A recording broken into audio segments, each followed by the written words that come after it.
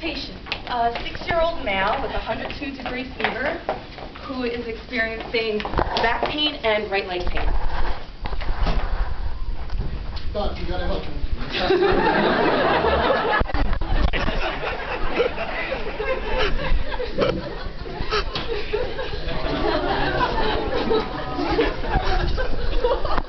Here's that book that you wanted. Thank you, Dad. Good morning, my name is Dr. Codex.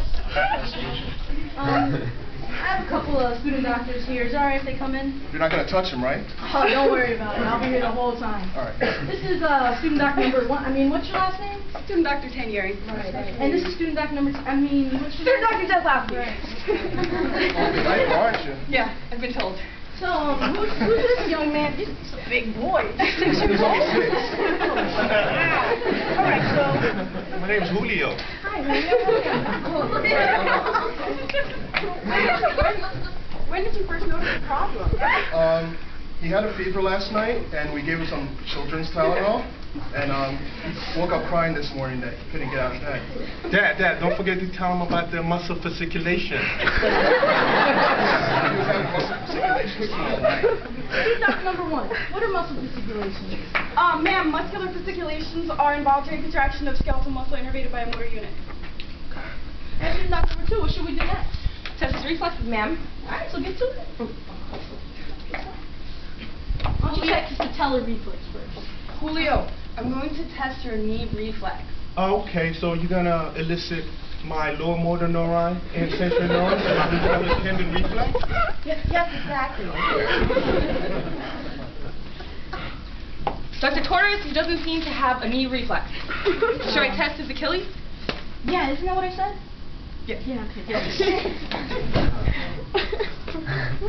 doesn't seem to have an Achilles reflex either.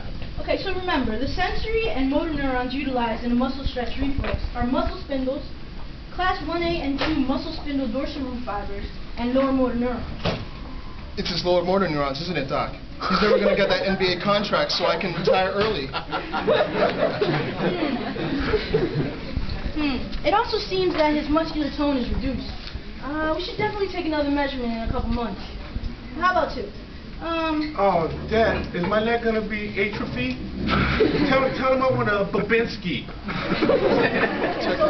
Let me explain what a Babinski reflex is. Oh, I can. Normal response to stroking the sole of the foot is flexing the big toe and the other toes, but if there's a problem in his upper motor neuron pathways, then you'll get extension and standing of the other toes. Good. Check his reflex, please. Thank you. There's no Babinski sign.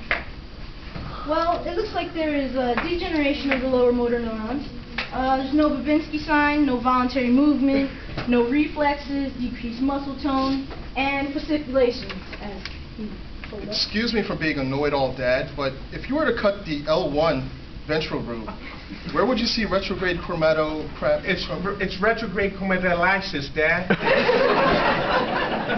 Retrograde chromatolysis is the dispersion of missile substance as well as the swelling of the neuron cell body. And if you were to see a lower motor neuron lesion, you would see flaccid paralysis that is... I know. Ipsilateral and at the same level of lamina 9 in the ventral horn. What he said. That's right. What do you think the cause of this lesion is? It sounds like a case of polymyelitis. This results from loss of lower motor neurons in the ventral horn, caused by the polio virus. How did he get polio? I thought he had a vaccine for that. My wife is gonna kill me. What kind of symptoms do you see with this kind of thing? Dad, it's what I had this morning. I had a headache, fever, back pain, and leg pain. Come on. Well, is it gonna get any worse? Well, when the virus invades nerves in the brain, you'd get paralysis of muscles and using swallowing and breathing. But when it invades the spinal cord, you'll have paralysis in his extremities. Student doctor number 2, specifically, what kind of polio is Julio presenting with? Julio most likely has paralytic polio, which would begin with a fever for the first 5 to 7 days, and then it will develop into lower back pain as well as pain within the extremity.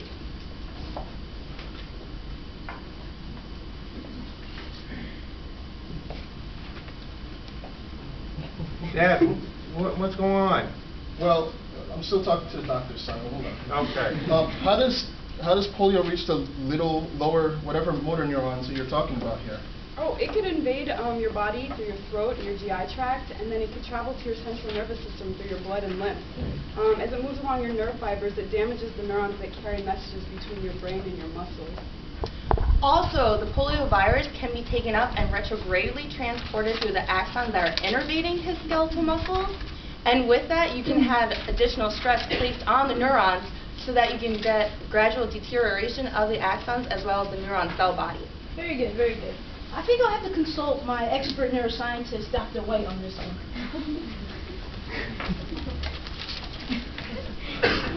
Hey, Jim, staff here. That case that I sent you this morning? So now, finally, speculate in the pool. Symptoms a patient might have in these following lesions. This is a lesion that's restricted to just a ventral horn, affecting alpha motor neurons, preferentially in a patient with polymyelitis. Certainly this patient is going to have all the signs and symptoms of pure ipsilateral lower motor neuron disease, flaccid weakness, suppressed or absent muscle stretch reflexes, fasciculations early on, and atrophy of the deviated muscles. All right, Jim. That's what you want. Thanks a lot.